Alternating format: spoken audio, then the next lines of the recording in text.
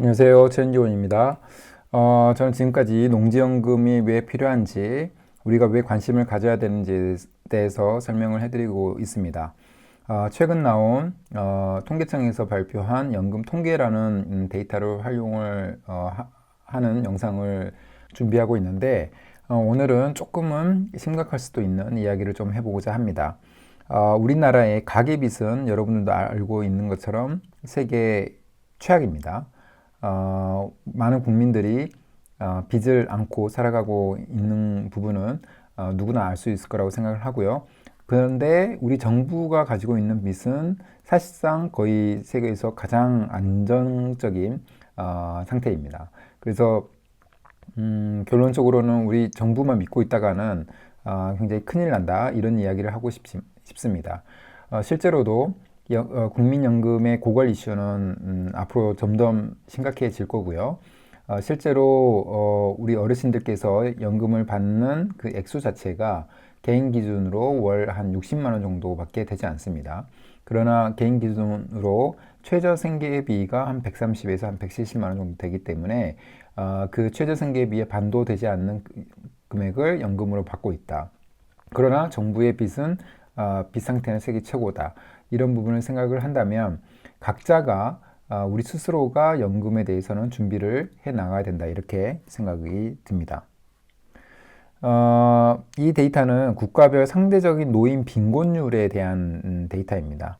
몇 번의 영상에서도 말씀을 드린 적이 있지만 우리나라는 정말 압도적인 세계 1위입니다. 전 세계에서 가장 노인들이 가장 가난한 나라라고 보시면 될 것 같습니다. 세계 10위권의 경제대국임에도 불구하고 노인들 기준으로 봤을 때는 가장 빈곤율이 높은 나라다. 이렇게 보시면 될 것 같고요. 미국이 그 지표상으로 23 정도인데 거의 한 2배 정도가 됩니다. 그래서 정말 압도적인, 조금 이상할 정도로 압도적인 그런 랭크에 포진되어 있다. 이렇게 보시면 될 것 같습니다.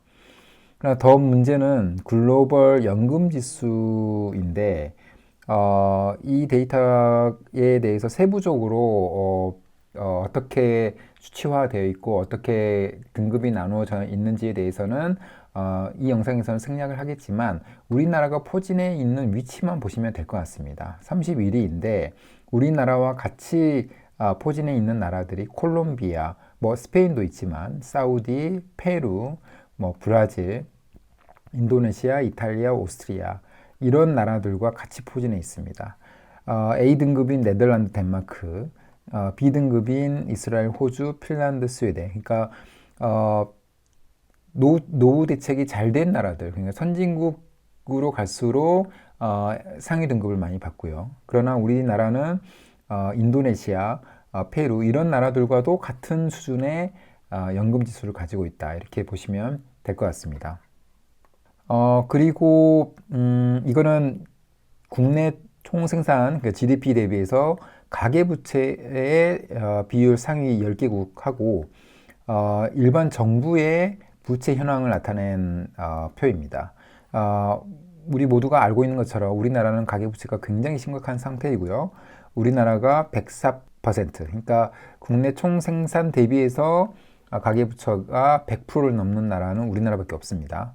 그래서 가장 높은 수준의 위치에 있고요.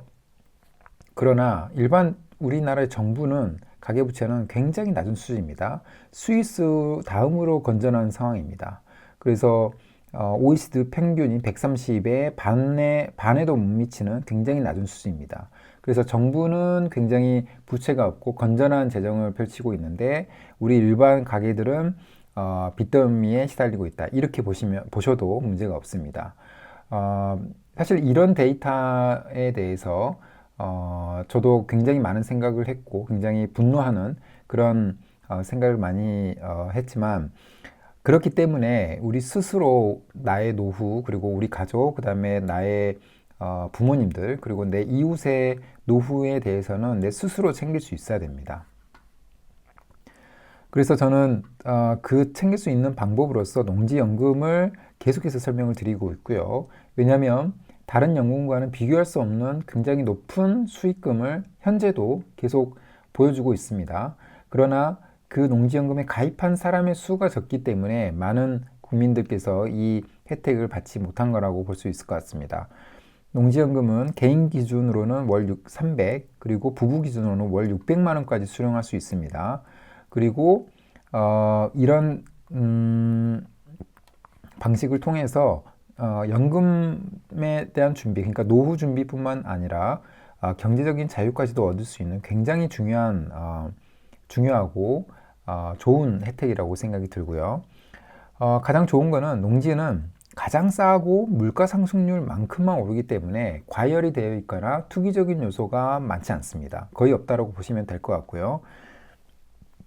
그래서 농지는 하락하지 않는다. 이 얘기가 지난 10여 년 동안 또는 지난 과거에서 이미 데이터가 입증을 하고 있고 개발 호재가 있는 농지는 또 가격 급등 가능성까지도 있습니다. 그래서 우리가 농지에 관심을 가져야 된다는 거고요. 그 다음에 반값으로 농지를 매입을 하는 순간 여러 가지 장점들이 나옵니다. 반값으로 농지를 매입하는 순간 가격에 대한 리스크 또는 수익률에 대한 리스크가 거의 없어집니다. 왜냐하면 웬만해서는 반값 이하로 떨어지지 않기 때문입니다. 그리고 반값으로 농지를 매입했을 때 우리가 정상 감정가로 토지 대출을, 담보 대출을 약 한 70에서 80%까지 받을 수가 있는데 반값으로 매입한 거와의 차이, 그러니까 20에서 30% 정도를 우리가 추가 대출을 받을 수 있기 때문에 우리가 농지를 보유하면서 내야 되는 이 이자 부담을 없앨 수가 있는 겁니다. 그렇기 때문에 저와 같은 서민이나 직장인들이 자기 자본 없이 자산을 매입을 하고 보유하는데 아무런 문제가 될 수 없는 그런 방식이라고 생각하시면 될 것 같고요. 그리고 이제 60세가 되면 농지를 60세까지 이제 보유를 하면은 농지연금으로 던질 수 있는 그 자격이 생깁니다. 그런데 60세까지 보유하기 전에 높은 가격에 팔 수 있으면 팔면 됩니다. 왜냐하면 농지연금용 농지는 현재의 토지 경매 시장에서 너무나 많이 나와 있기 때문입니다. 그리고 이제 60세 농지연금을 받고 그 다음에 연금을 받으면서도 가격이 급등해서 일반 매매 수요가 있다면 팔면 됩니다. 왜냐하면 다시 한번 말씀드리지만 농지연금용 다른 토지는 경매 시장에 굉장히 많이 남아 있기 때문에 그렇습니다. 이 농지를 빨리 분석을 해서 매입할 수 있느냐, 내 것으로 만들 수 있느냐 없느냐가 노후 준비뿐만 아니라 경제적인 자유를 결정할 수 있는 중요한 요인이라고 생각을 하고요. 그러나 이제 준비해야 되는 것들도 많이 있기 때문에 사실은 농지연금에 관심을 덜 두는 것 같습니다. 그러나 사실은 이런 것들은 시간이 어느 정도 필요는 하지만 저와 같이 공부하고 물어보고 실천하면서 이런 부분들은 채워갈 수 있습니다. 농지연금의 제도라든가 토지에 대한 기초지식, 경매에 대한 기초지식 이런 부분들은 기본적으로 좀 쌓아야 되고요. 그리고 노하우와 관련된 농업인이 되는 방법, 이런 방법에 대해서는 제가 충분히 여러분들도 하실 수 있는 방식을 설명을 드리고 있기 때문에 이런 방식을 여러분들도 함께 적용을 하셔서 농업인이 된다면 정말로 다른 길 또는 다른 시야가 보인다는 게 느껴지실 걸로 생각이 듭니다. 한 물건 분석 시뮬레이션을 해봤는데 이 물건은 이천에 있는 농지입니다. 그래서 법원 감정가 4억 7천 정도 되는 농지이고요. 그리고 감정가의 50%인 2억 3천까지 떨어진 물건입니다.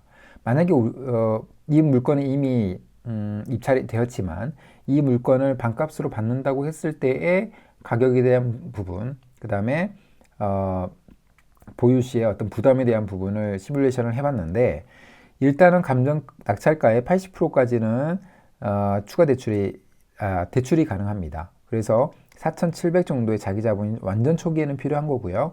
다만 우리가 말씀드린 것처럼 감정가의 70% 정도까지는 담보 대출이 되기 때문에 그 추가 대출을 받게 되면 1억 정도의 추가 대출이 나에게 주어지는 겁니다. 그래서 이 모든 액수를 다 받을 필요는 없지만 일부를 받아서 우리가 매월 내야 되는 이자를 이 금액으로 충당을 한다면 보유 시에 아무런 문제가 있지 않게 됩니다.